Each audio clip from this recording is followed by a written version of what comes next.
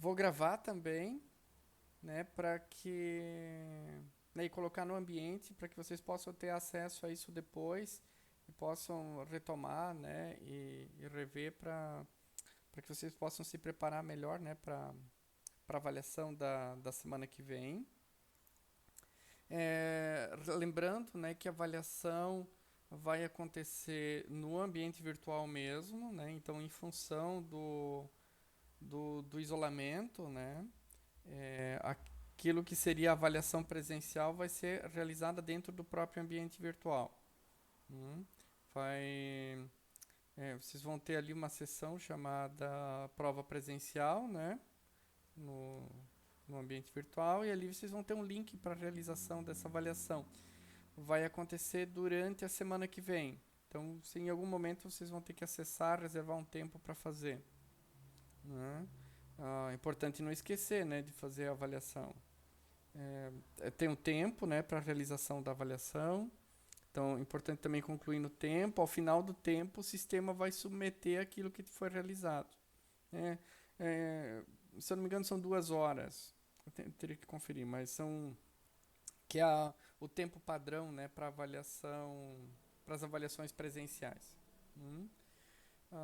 Se vocês tiverem alguma dúvida em relação a isso, a procedimentos, como acessar, vocês também podem usar os canais ali de comunicação, né, do NEAD, ou me mandar mensagem para mim também ali no ambiente virtual que a gente já procura responder e resolver logo, né, para que vocês não tenham nenhuma dúvida, né, ou dificuldade para realizar as atividades.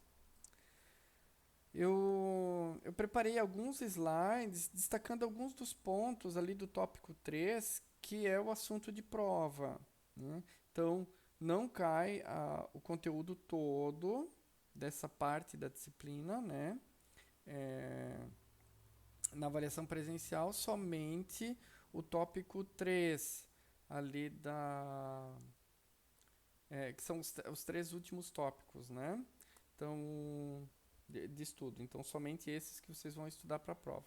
Eu destaquei aqui alguns elementos, alguns temas, né, algumas questões ah, que eu considero importantes, né, dessas unidades de aprendizagem. É, além disso, para estudo para a prova, eu também recomendo que vocês assistam os vídeos, né, lá nas unidades de aprendizagem.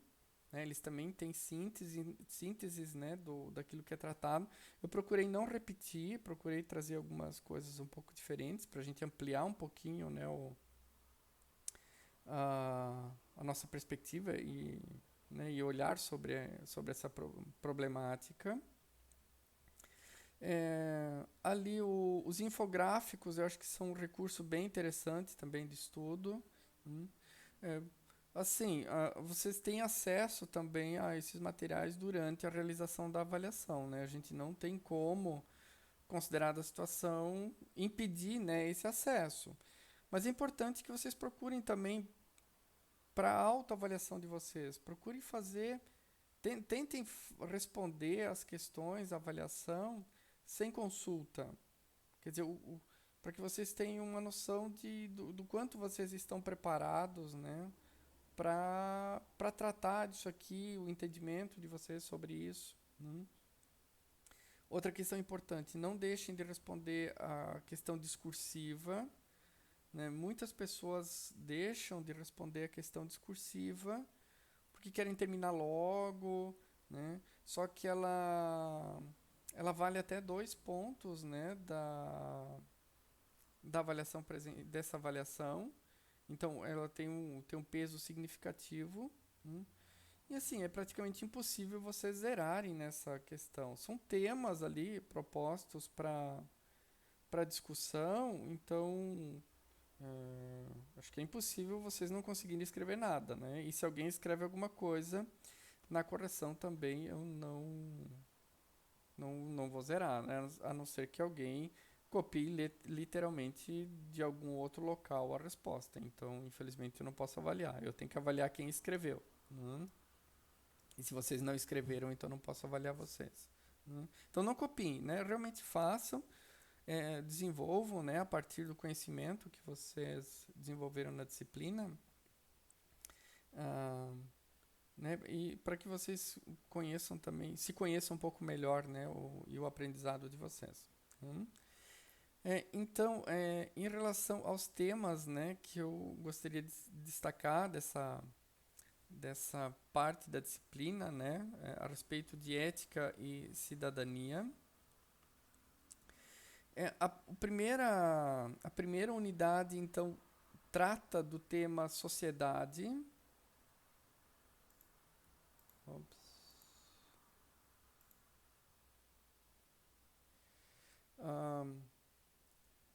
A primeira unidade, então, trata do tema sociedade, se recapitula ali alguns pensadores, né, que são importantes, né, para o conhecimento de sociedade, a reflexão em torno de sociedade, né. A disciplina que mais se ocupa com isso é a sociologia. Então, em muitos cursos, né, consta na matriz a disciplina de sociologia. Vocês não têm a disciplina de sociologia no, na matriz, né, do curso de vocês, mas essas temáticas também estão contempladas, então, de alguma forma. Então, um dos autores, assim, que é considerado o pai da sociologia, na verdade, quem deu o nome à disciplina é o Augusto Comte, ah, século XIX, né, procurou é, aplicar, né, aqueles princípios que eram usados na física, na biologia, né, para a compreensão da realidade, ele procurou aplicar à compreensão da sociedade. É uma coisa importante de ressaltar, né? Então, além dele, é, o objetivo dele, então, era criar uma ciência, né, que analisasse a sociedade, né? E daí vem o nome, né, sociologia, né, de sócios, né, é, da questão social, né, do social, do coletivo, e logia, né, do grego, que significa conhecimento. Então, o conhecimento do social. O objetivo do Comte, então, criar uma ciência do social, né? Ele inicialmente, inclusive, chamou a disciplina de física social, né? Porque ele entendia que há princípios, né, que regem o funcionamento da sociedade. E se a gente entender esses princípios, entender essa mecânica, a gente vai conseguir, inclusive, prever o direcionamento dessa sociedade, né? Ah, é, por isso, né, o grande lema do positivismo é ordem e progresso, né? Quer dizer, compreender a sociedade de tal forma que se possa organizá-la, mantê-la organizada e, simultaneamente, promover o progresso. Assim, só para situar um pouquinho historicamente, Augusto Comte, né, e o positivismo estão situados após o iluminismo. O iluminismo, então, foi todo aquele movimento de derrubada das monarquias, né, derrubada do antigo regime e para a constituição dos governos, né, dos estados dentro dos moldes de como nós os conhecemos hoje, né?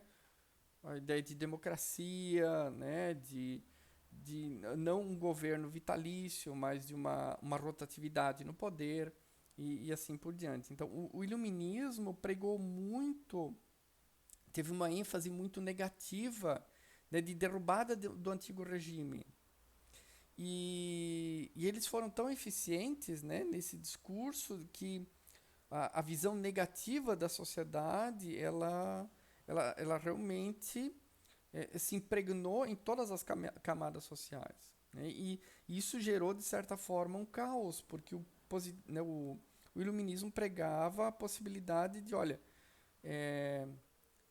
através, né, do esforço, da luta, né? Quer dizer, todos podem chegar ao poder, ele não é delegado divinamente, né? Mas todos podem exercê-lo. Então, quando todos estão convencidos disso, se instala uma luta permanente pelo poder, né? Isso gerou ali na sociedade do século XVIII, XIX, né, durante o século XVIII e início do século XIX, primeira metade, uma instabilidade social muito grande.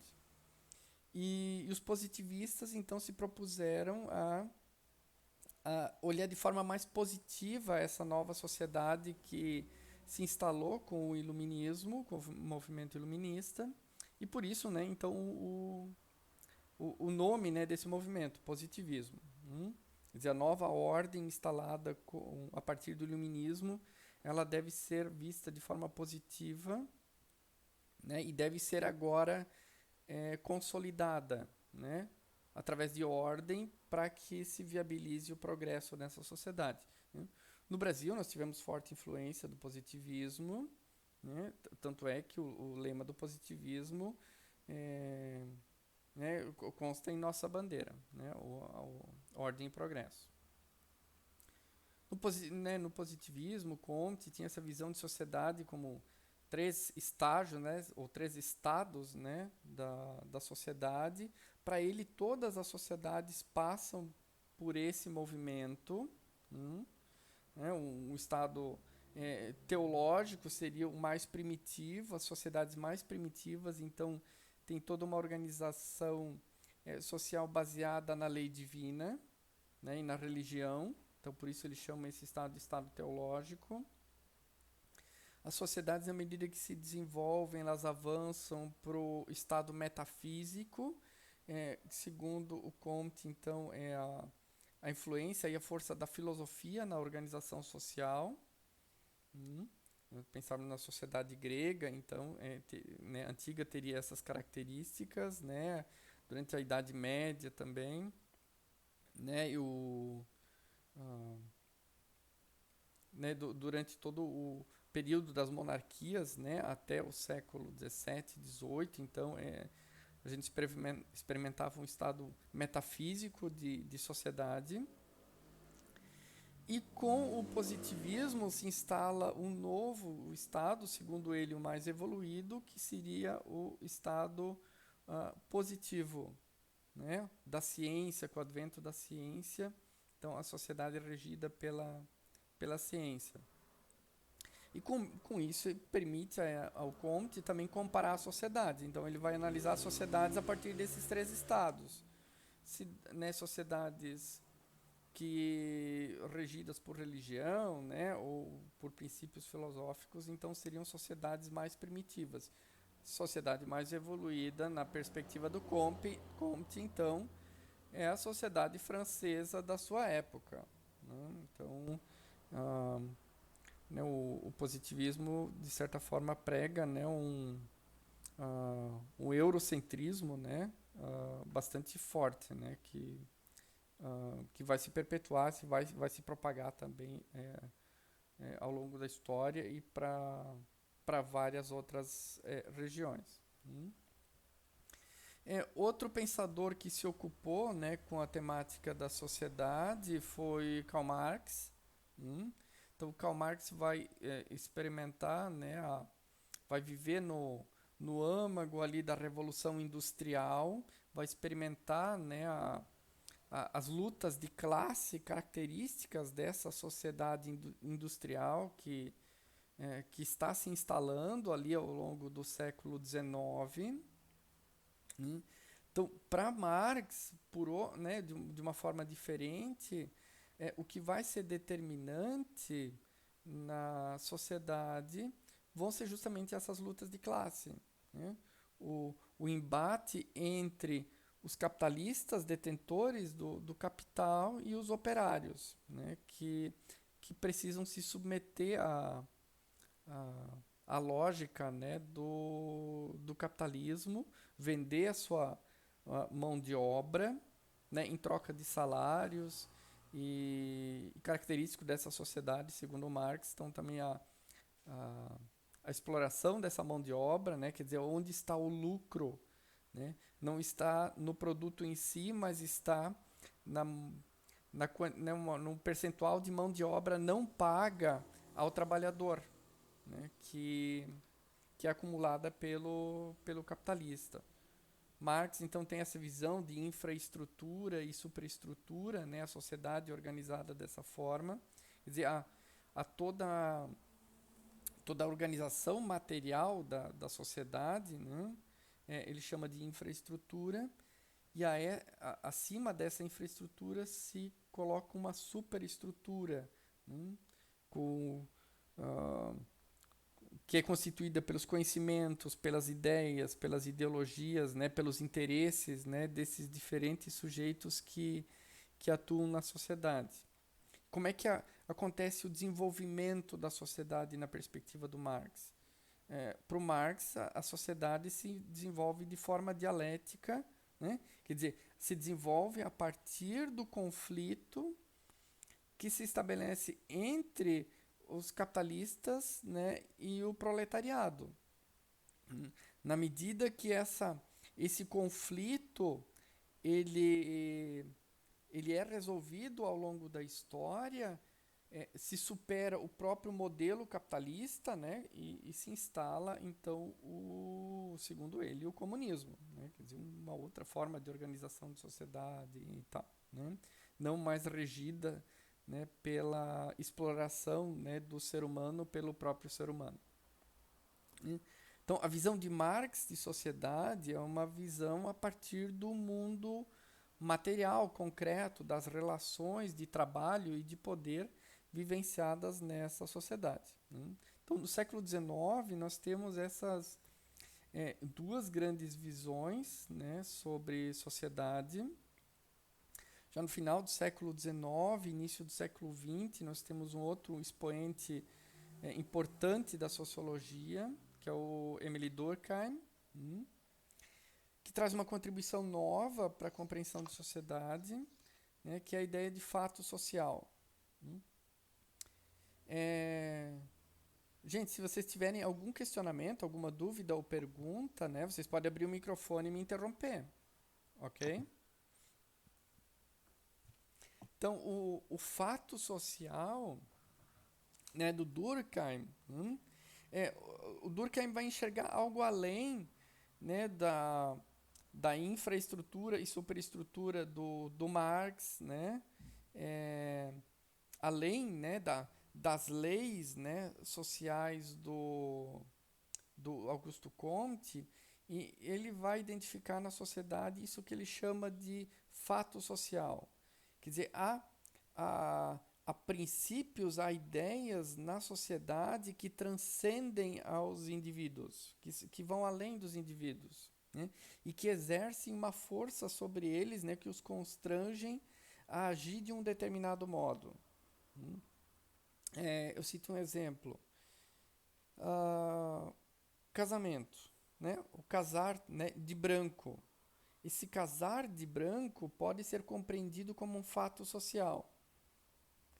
É um tipo de comportamento, né, que, a partir das relações que os sujeitos estabelecem, criam um determinado comportamento e, na medida que esse comportamento é repetido, ele tende a ganhar vida própria. E ele vai além do comportamento dos sujeitos individuais. Então, não é à toa que há uma pressão social para que, né, a relação, né, de sujeitos, né, a relação amorosa de sujeitos seja preferencialmente de homens e mulheres, né, homem e mulher, né, e que esse relacionamento seja marcado por um casamento, né, celebrado de um determinado modo, né, com vestido branco, terno, etc, etc, etc. Há todo um rito, né?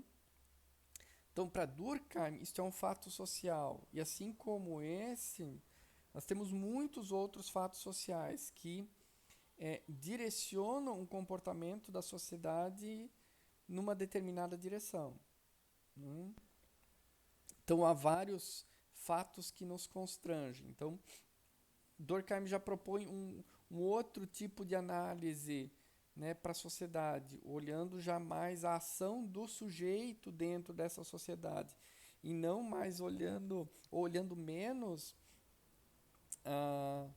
as relações, né, que se estabelecem entre grandes grupos dentro dessa sociedade, ou, né, na perspectiva do Marx, ou então indo além desse papel do Estado, né, no sentido de tentar prover, né, de tentar prever o comportamento social e estabelecer políticas que possam amenizar conflitos ou, né, dentro dessa sociedade. Então, o Comte vai ter uma visão muito mais a partir do próprio Estado, né, e da política de Estado. Em Marx, nós temos uma visão mais a partir de baixo, né, do que ele chama de proletariado, né, do trabalhador, né, mas em sua coletividade. Durkheim, nós temos uma visão mais individual de sociedade. Né? Então, esses três pensadores, eles são bem importantes, né, para a compreensão da sociedade, né, pensando entre os clássicos, né, da sociologia. Naturalmente, nós temos outros, inúmeros outros, Weber e assim por diante, né? Ah, mas a gente não aborda todos eles aqui. Olhando um pouquinho para as abordagens, né, contemporâneas da sociologia, então também não há um modo único de compreender e analisar a sociedade. Então, há diferentes perspectivas de análise sobre a sociedade. O infográfico ali da primeira unidade, né, sobre sociedade, ele coloca essas 6 abordagens, né? Eu só menciono elas rapidamente aqui. E é importante dizer que elas não são necessariamente conflitantes. Talvez a gente possa compreendê-las muito mais de forma complementar. Cada uma das abordagens ressalta determinados aspectos daquilo que é a vida em sociedade. E essas questões são importantes para a gente entender a problemática da cidadania, que nós já discutimos também nas primeiras aulas presenciais, né? Quer dizer, como que é essa dinâmica social, como é possível compreender o agir, né, coletivo, né, e a cidadania que expressa, né, essa pertença à coletividade, como é possível compreender isso? Como entender isso? Então, há diferentes perspectivas atualmente para essa análise, né? Tem uma perspectiva, né, abordagem mais funcionalista, né, de sociedade, né, que é muito baseada na ideia de acordo, de consenso. Quer dizer, a sociedade é constituída de um conjunto de acordos, de consensos, de contratos entre os diferentes sujeitos que tornam a vida social possível. Então, é uma maneira de olharmos a sociedade, a partir das diferentes funções que os sujeitos, né, e os grupos exercem dentro dessa sociedade, né, baseados em determinadas regras e normas, valores e assim por diante. Uma outra perspectiva, né, é a ideia de conflito, né, a teoria do conflito, né, baseado bastante nas obras, né, do próprio Marx, né, do qual nós falamos, do próprio Weber, né, que é outro pensador, né, importante da sociologia. Não é o consenso, né, que marca a vida em sociedade nessa perspectiva, mas muito mais a coerção. Quer dizer, a pressão social que mantém a ordem, né, da sociedade, né, e não o consenso e o entendimento dos sujeitos. Então, é uma outra perspectiva, né, sobre sociedade, né, de nós olharmos as relações sociais nessa perspectiva do conflito. Quer dizer, que pressões mantêm a sociedade em funcionamento? Né? Como nós somos coagidos a agir de um determinado modo, ou não. Então, uma outra abordagem, né, de sociedade. Teoria das trocas, né, e escolha racional, uma outra perspectiva, né, de análise. E se a gente parar para observar, realmente ela elas não são necessariamente antagônicas, né? Quer dizer, em dado momento a gente vai perceber que a organização social ela se fundamenta mais numa ideia de consenso. Em outros momentos, vamos ver que o conflito e a coerção, né, é muito mais determinante para a manutenção da ordem social. Né? Em outros momentos, quem sabe, a ideia de trocas, né, e escolhas racionais. Quer dizer, qual que é o comportamento que mais convém agora? Quer dizer, né, considerando a nossa situação aí de isolamento social, Covid-19, etc, etc, etc. Quer dizer, por que ficar em casa? Posso fazer isso por diferentes razões. Né? Eu posso realmente chegar a um entendimento com outras pessoas com quem eu converso, diz, olha, realmente, gente, né? É importante a gente ficar em casa e tal, todo mundo de acordo, beleza, vamos ficar em casa. Ah, posso ser obrigado a fazer isso, né? Em determinada sociedade já se obriga, né? Você é multado se você sai na rua, né? E tem cidades também procurando implantar essa política, né? Pensando em implantar essa política aqui. Então é muito mais uma ideia de, de, de coagir as pessoas a ficarem realmente em casa, né? Para reduzir o número de contágios. Ou posso fazer uma escolha racional, diz, olha, né, eu vou pegar esse negócio aí, vou passar mal, vou passar para a família, o pessoal aqui tem fator de risco, né? Então, é, vou em troca, né, de não ficar doente, né? Eu vou abrir mão aí de parte do meu salário e tal, mas vou trabalhar de casa. Então, uma escolha mais racional. Então, é, as abordagens elas não se excluem, né, necessariamente. Uma quarta abordagem, né, a sociologia fenomenológica.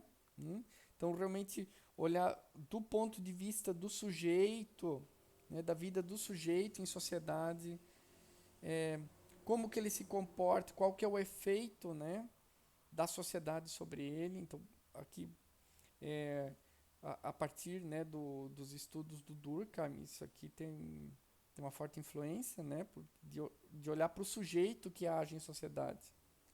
Então a gente vai encontrar estudos nessa perspectiva aqui.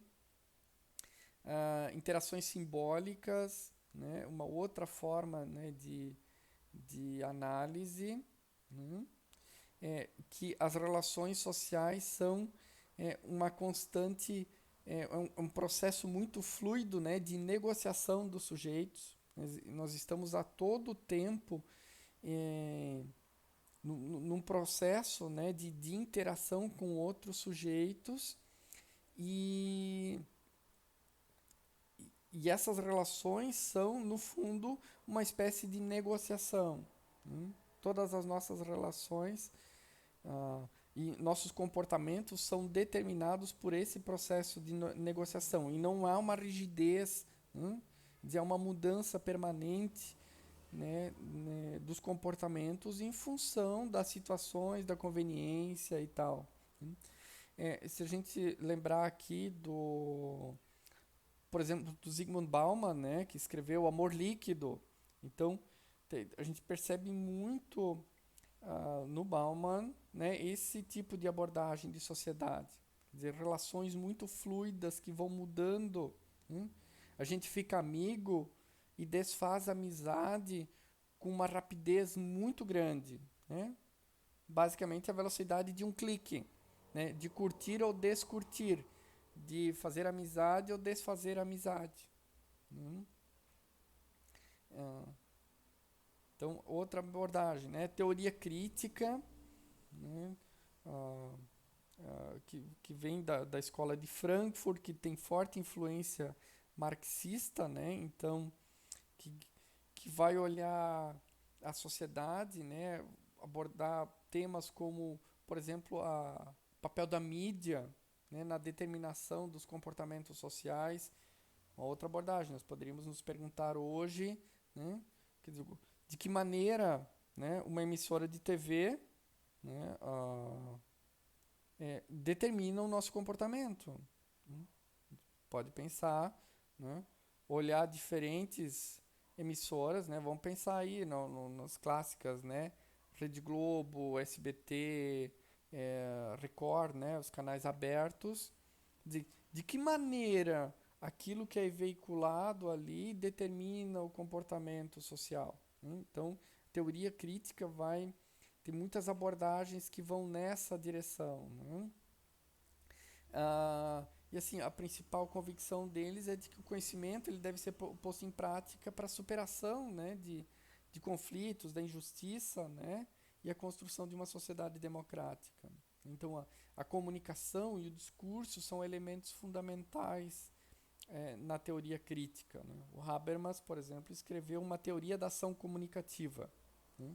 Para Habermas, o, a, nós nos desenvolvemos a partir dos processos de comunicação. É a comunicação que determina o ser humano, que diferencia o ser humano, né? É essa capacidade de comunicação e de construção de consensos, né?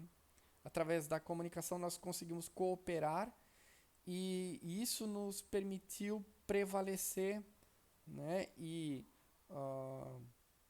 poderia dizer dominar, né? O planeta e a natureza e assim por diante. Então, a comunicação é um elemento fundamental, né? E a teoria crítica, então, se ocupa, né, com isso na análise de sociedade. Ok? Tranquilo até aqui? Tranquilo, professor. Ok, vamos adiante. A segunda unidade, então, né, desse tópico, ah, as relações entre política social e cidadania, né? Então, vamos entrando agora um pouquinho mais na problemática da cidadania, né? Quer dizer, e agora como o Estado, né? A, a política de um Estado ela vai se desenvolver no sentido de realmente atender às necessidades dos sujeitos que as integram, né? Porque a origem do Estado está na necessidade dos sujeitos. Quer dizer, a gente cria esse negócio que hoje nós chamamos de Estado, né? Lá nos primórdios, né, da organização social, se cria uma estrutura que tem a finalidade de proteger os sujeitos, né? É, é muito interessante a gente observar os estados, né, a ação dos estados diante dessa situação, né, de pandemia. Todas as prioridades do Estado mudam com vistas à proteção dos sujeitos. Por isso nós temos políticas, né, dos auxílios emergenciais e etc, etc, etc. Compra, né, de equipamentos para a saúde porque é questão prioritária, né? Então há um certo consenso em relação a isso, né? Então, como é que se constituem, né, as políticas, né, para que os sujeitos possam efetivamente se desenvolver plenamente, né? Fundamental, então, a questão da cidadania, o conceito de cidadania. A gente conversou bastante sobre isso, né, nas nossas aulas presenciais, né? O que é a cidadania? Então, de forma clássica, né, a cidadania é expressa, né, como essa questão do exercício de direitos e deveres, né, perante o Estado, né, no âmbito de uma determinada sociedade, né, viver, né, em sociedade ao lado de outras pessoas, né, cumprindo deveres, né, e tendo direitos, né, por meio de justiça social, né, através de políticas, né, de Estado que teoricamente garantem, né, o desenvolvimento de uma vida plena, né? Então, essa é a ideia de cidadania, é pertencer à sociedade e, a partir da nossa ação, também contribuir para que a gente possa usufruir, né, os benefícios desse Estado. E essa perspectiva é coletiva, né? Depois eu falo um pouco disso, né? Quer dizer, se tem que ter em mente aqui que cidadania realmente é uma consciência de coletividade, né? E não individualista. A perspectiva individualista ela é muito danosa a aquilo que a gente chama de cidadania, né? Como garantir, né, esse exercício de cidadania, então, através da efetivação de direitos sociais, políticos, né, civis, dentro de uma perspectiva de universalização desses direitos, né, através de políticas sociais. Quer dizer, cidadania só faz sentido se ela é realmente, se ela pode ser vivenciada por todos os sujeitos que integram uma determinada sociedade. Né? Se há um conjunto de sujeitos que não tem possibilidade dessa vivência, isso impõe também aqueles que já a possuem, no sentido de se engajarem em prol daqueles que ainda não a podem exercer plenamente. Né? Isso está isso tá implícito no conceito de cidadania. Né? Quer dizer, eu não, né, não consigo conceber um exercício de cidadania que desconsidera os outros, né? Que não tem essa possibilidade ainda. E a gente pode pensar em todas as esferas, né, da vida. Educação, saúde, trabalho, etc, etc, etc, etc. Então é interessante observar, né, as políticas de Estado hoje, né, em função da nossa situação, no sentido de garantir, por exemplo, o trabalho, né, de buscar garantir trabalho. Né. Sabe que vai ser uma questão extremamente complexa, né. A gente vai ter um aumento muito expressivo, né, do desemprego, né, e tudo aquilo que decorre, né, desse desemprego. Né, e aí o papel do Estado no sentido de amenizar isso, né, de criar políticas. Né. As relações... né, e aí uma questão importante que ficou um pouco desformatado apenas é o que eu já chamava atenção, né? Que a gente precisa evitar uma perspectiva, né, da cidadania, evitar isso que alguns autores chamam de cidadania consumista. Isso realmente marca bastante as relações sociais. O que é uma cidadania consumista? Não, eu pago, né, com o exercício de alguns deveres, e consumo, né, vou consumir muitos direitos. Não, mas eu estou pagando meus impostos, então eu quero. Eu quero o meu direito, independente, né, se os outros têm acesso a isso ou não. Né? Quer dizer, eu me engajo politicamente somente quando eu sou, né, prejudicado em alguma situação. Enquanto uma determinada situação afeta somente os outros, não vejo problema nenhum.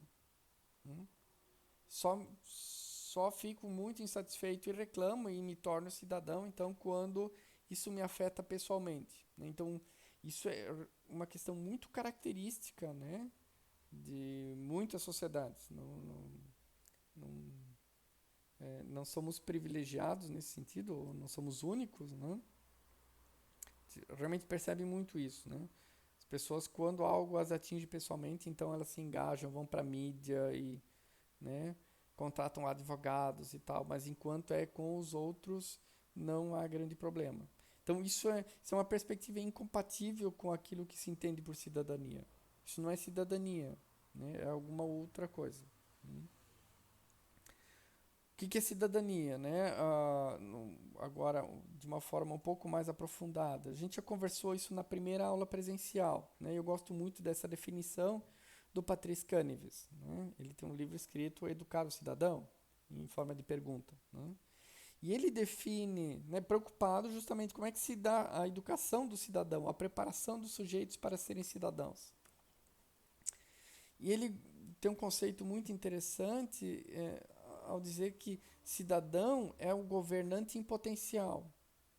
Quer dizer, qual que é a característica de um cidadão? O que ele deve possuir em termos de competências, habilidades, atitudes, né, quando atinge a maturidade? Olha, de forma resumida, ele deve estar preparado para governar.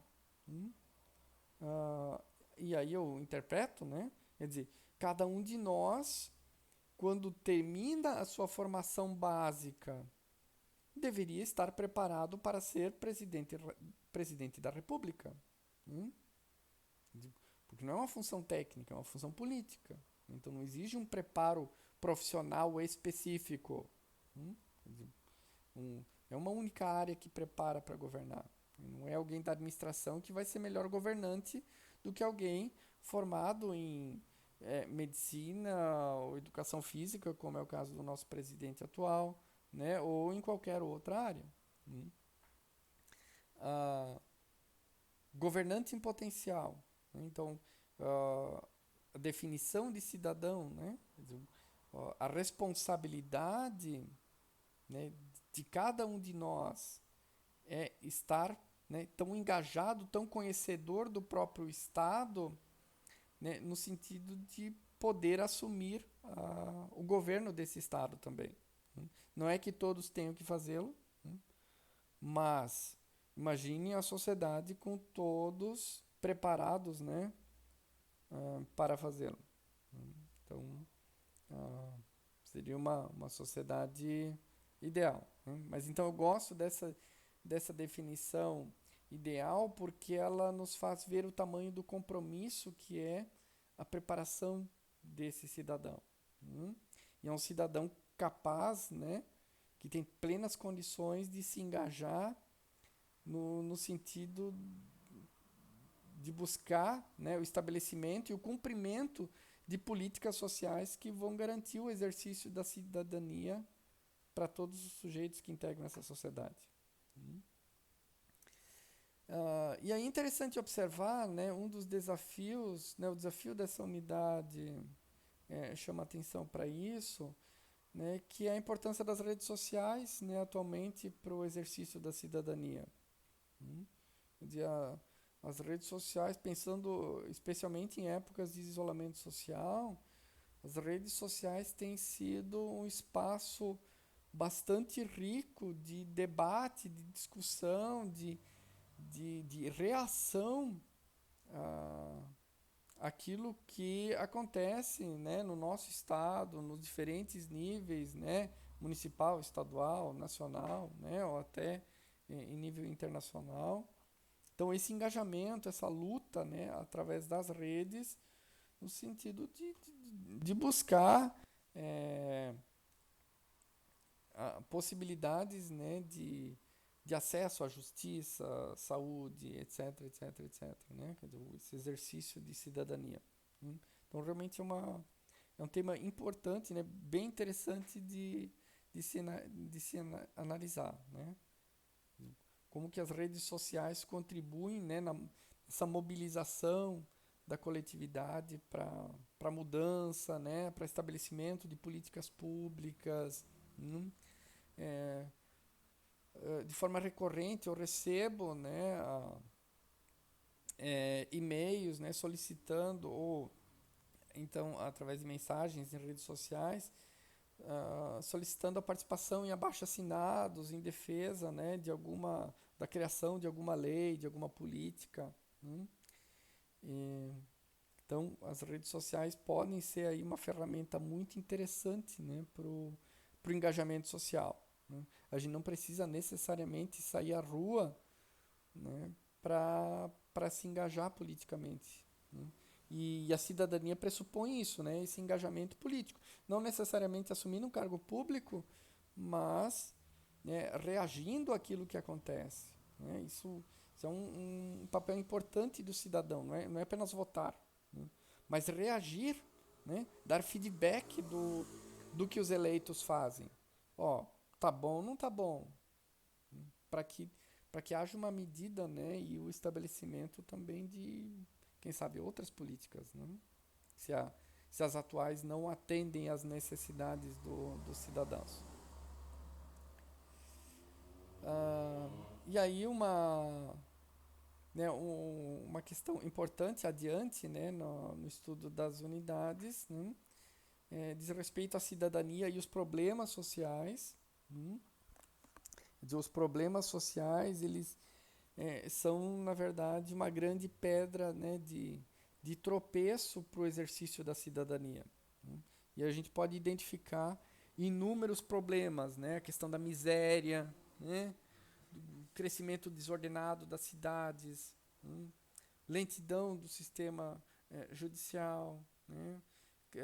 Crescimento do tráfico de drogas, né? De diferentes tipos.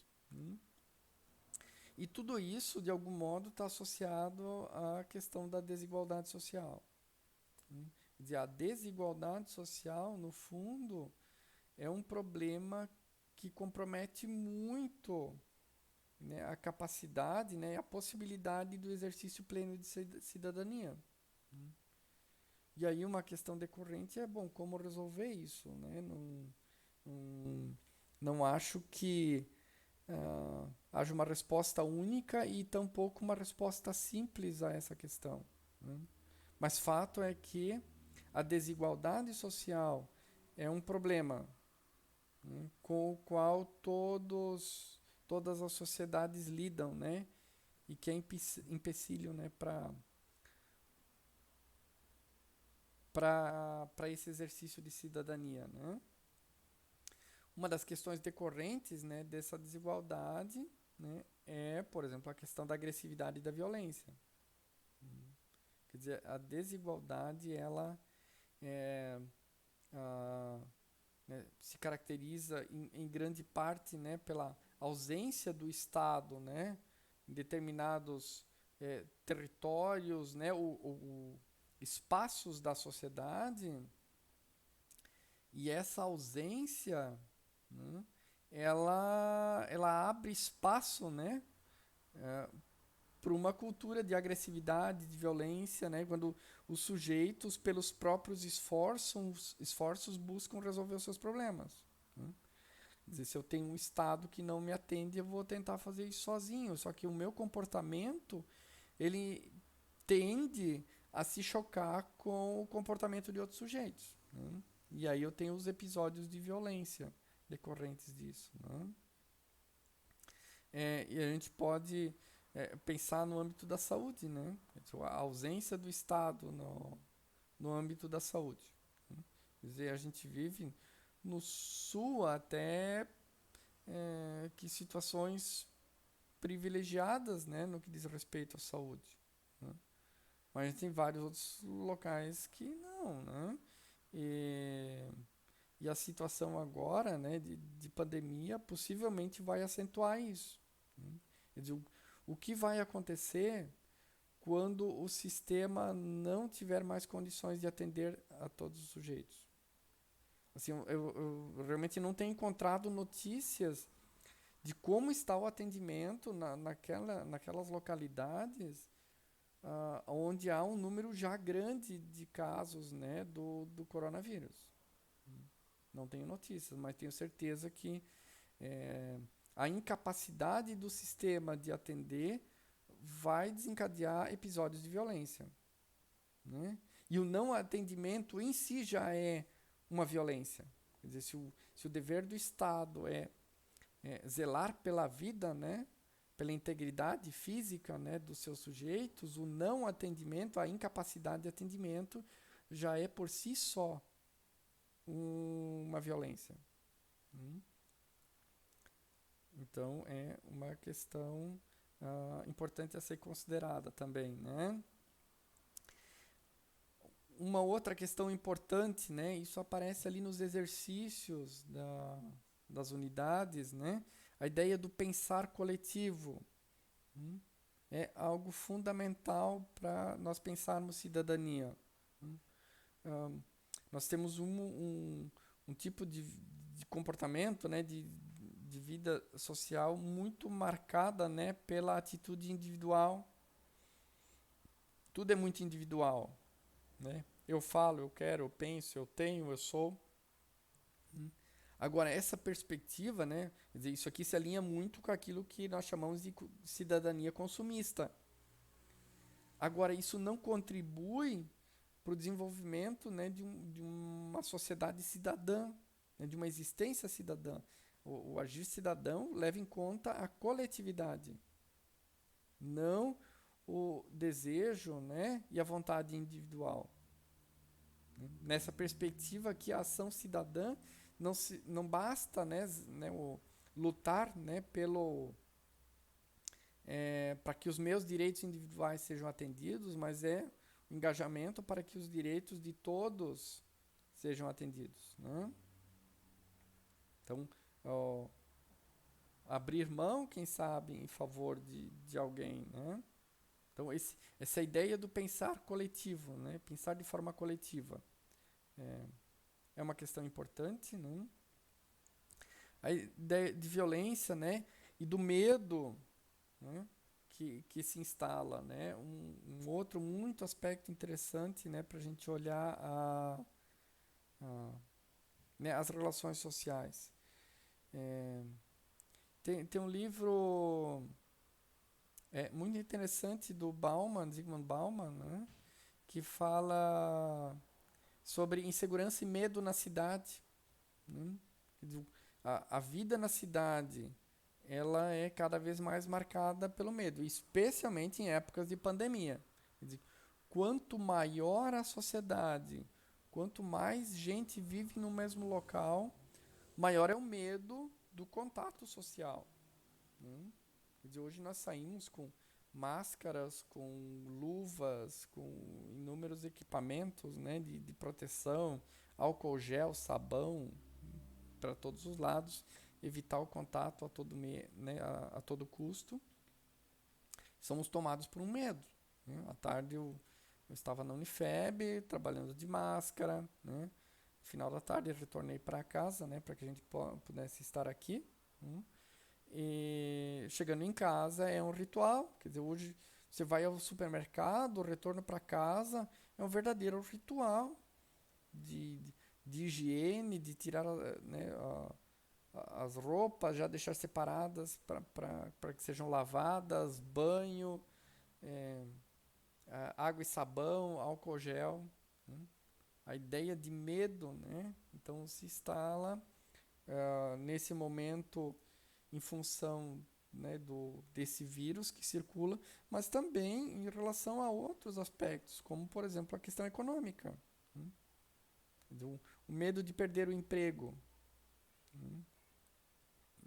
De perder pessoas próximas e assim por diante. Então, a ideia de medo, né, tem marcado bastante também a existência social, né? É um aspecto importante a ser considerado e que compromete muito a capacidade dessa existência cidadã, porque o medo né, passa a ter uma relação também com violência, né?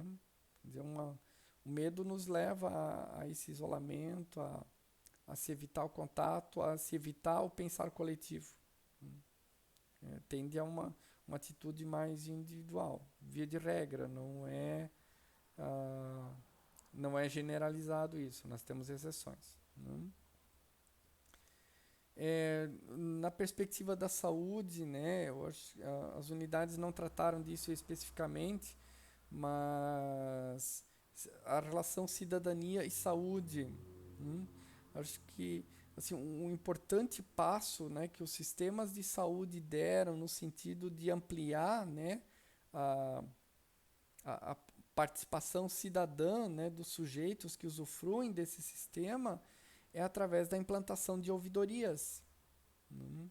Então, parece pouca coisa, mas as ouvidorias têm um papel fundamental, né, para que os sujeitos possam exercer a sua cidadania, né? Quer dizer, se você tem uma experiência que é uma experiência não exitosa, né, de atendimento, de, né, de equívoco, de erro, né, a ouvidoria é um canal muito interessante para participação, para a reação, para oferecer feedback sobre essa experiência e contribuir para que se mudem as políticas, né, em relação a aquilo, né, que não atendeu mais a, ao que é a necessidade do sujeito. Então, embora a gente não tivesse tratado na unidade, eu considero importante, né, ressaltar e que vocês podem observar também na formação, né, e na atuação de vocês, né, e darem valor para a ouvidoria dentro do sistema de saúde, porque é um canal de exercício de cidadania muito importante, né? Então, uma crítica né, vinda através de uma ouvidoria, não precisa ser tomada pessoalmente, né, mas ela pode servir, né, para que a gente reveja, quem sabe, a própria prática, né? Isso nos torna mais cidadãos também, né? A gente não tem nada a perder, né, se a gente mudar a nossa atitude, ouvir a crítica de alguém, ou de alguém outro, desde que ela seja construtiva, né?